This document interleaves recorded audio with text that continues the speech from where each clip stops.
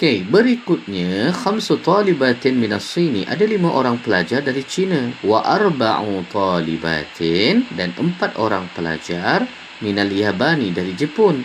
Wa thamani talibatin dan 8 orang pelajar min Indonesia dari Indonesia.